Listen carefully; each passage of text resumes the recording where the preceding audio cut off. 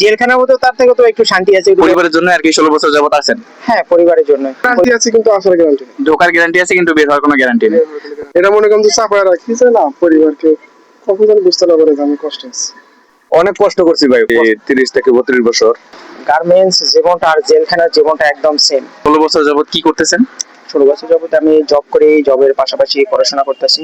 আচ্ছা, জব বলতে কি রকম জব করতেছেন? আমি গার্মেন্টস সেক্টরে আছি। আচ্ছা, এই গার্মেন্টস এর যে 16 বছর যাবত কি গার্মেন্টস এ আছেন? হ্যাঁ। 16 বছরের যে গার্মেন্টস জীবনটা আপনার কাছে কি রকম মনে হইতেছে? গার্মেন্টস জীবনটা আর জেলখানার জীবনটা একদম সেম। কোনটা মনে হওয়ার কারণ? কারণ সেই সকাল 8টা বাজে ফ্যাক্টরিতে ঢোকা যায়, কিন্তু কখন যে বের হবে তার কোনো নির্ধারিত টাইম টেবল নাই। তো এই যে জেলখানার মতো তার থেকে তো একটু শান্তি আছে, একটু বেরোলাম, বেরোতে কোথাও ঘুরে আসলাম, ইয়ে করলাম, ওই সীমানাবদ্ধের মধ্যে ইয়ে থাকে। কিন্তু গার্মেন্টস স্টেটে আসলে ওই সময় না। কারণ আমি ওখান থেকে চলে যাইতেছি, যাওয়ার পরে আমারও কাজটা কে করবে সেটা আগে ওখানে ঠিক করা লাগে, কিন্তু সেটা তো আমার তো আর কেউ নাই। তো পরিবারের জন্য আর কি 16 বছর যাবত আছেন? হ্যাঁ, পরিবারের জন্য। পরিবারের জন্য, তো নিজের জন্য কেউ কোনো সময় কোনো কিছু ভাবে না। সব ঠিক আছে। আপনার কাছে কি মনে হয় যে কোনটা বেশি ইম্পর্টেন্ট লাইফে, ভালো থাকা না ভালোবাসা? ভালোবাসাটা হচ্ছে ইম্পর্টেন্ট, এবং ভালো যখন বাঁচতে যাবেন তখন অবশ্যই আপনি ভালো থাকতে পারবেন। ভালোবাসলেই আপনি ভালো থাকতে পারবেন, আপনি ভালো না বাসলে কোনো সময় ভালো থাকতে পারবেন না। যেরকম মানে কিভাবে একজন মানুষ ভালোবাসার মাধ্যমে ভালো থাকতে পারে? সবচেয়ে হয় নিজেকে আগে স্যাক্রিফাইস করতে হবে ওনার জন্য। যেমন আমার ওয়াইফকে আমি যতটুকু আমি স্যাক্রিফাইস করতে পারবো, ও ততটুকু হ্যাপি থাকবে। আর ও হ্যাপি থাকা মানে পুরো ফ্যামিলিটাই হ্যাপি থাকা। আচ্ছা, তো আপনার কাছে আপনার সঙ্গ অনুযায়ী যে ভালো থাকার থেকে ভালোবাসাটা বেশি ইম্পর্টেন্ট, অফকোর্স। আপনার কাছে কি মনে হয় কোনটা বেশি ইম্পর্টেন্ট, ভালো থাকা না ভালোবাসা?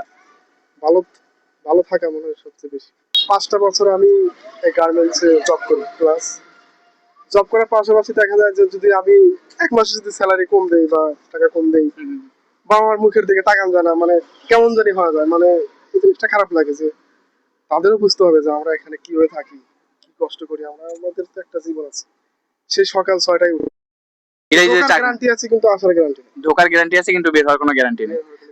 তো ভালো থাকার থেকে ভালোবাসার থেকে ভালো থাকাটা অনেক বেশি ইম্পর্টেন্ট। ভালো থাকাটা অনেক important। আচ্ছা, আপনি ঢাকা শহরে কতদিন যাবত আছেন? প্রায় 30 থেকে 32 বছর। এই 30 থেকে 32 বছরের জীবনটা আপনি ঢাকা শহরে কি করছেন? অনেক কষ্ট করছি ভাই, কষ্ট করছি, আবার সুখেও আছি। যেরকম প্রথম ঢাকায় আইসা হয়তো আমি একটু কষ্ট করছি, তারপর হয়তো চাকরি করছি। আপনার জীবনের যে অবস্থা, আপনি যেরকম ভাবে লাইফ লিড করতেছেন, এই অনুযায়ী আপনার কাছে কি মনে হয় যে জীবনে কোনটা বেশি ইম্পর্টেন্ট, আমার ভালো থাকাটা বেশি ইম্পর্টেন্ট না ভালোবাসাটা বেশি ইম্পর্টেন্ট? ভালো থাকাটাই ইম্পর্টেন্ট। কেন আপনার কাছে এরকমটা কেন মনে হয় যে ভালো থাকাটা বেশি ইম্পর্টেন্ট? হ্যাঁ, আমার কাছে এটা হয়তো আজকে মনে করেন যে মানুষের ভালো থাকাটাই হলো, মানুষ টাকা পয়সা থাকলে কিন্তু ভালো থাকতে পারে বেশি, আর টাকা পয়সা যার নাই ও হয়তো ভালো থাকার মতন ক্ষমতাও নেই। তার মানে আপনার সংজ্ঞা অনুযায়ী যে শুধুমাত্র ভালোবাসা দিয়ে পেট ভরে না, জীবনে চলতে গেলে ভালো থাকাটা অনেক বেশি ইম্পর্টেন্ট। কথায় আছে ঢাকায় টাকা পাওয়া যায়, আর এই টাকার মোহে পড়ে ঢাকার গলিতে অনেকে বিসর্জন দেয় নিজের প্রিয় মানুষের ভালোবাসা, অনেকে বিসর্জন দেয় নিজের মনের আশা। জীবনের শিখরটা কিছুটা ঢিলে ঢালা, এরই মাঝে আমাদের পথ চলা। আসসালামু আলাইকুম।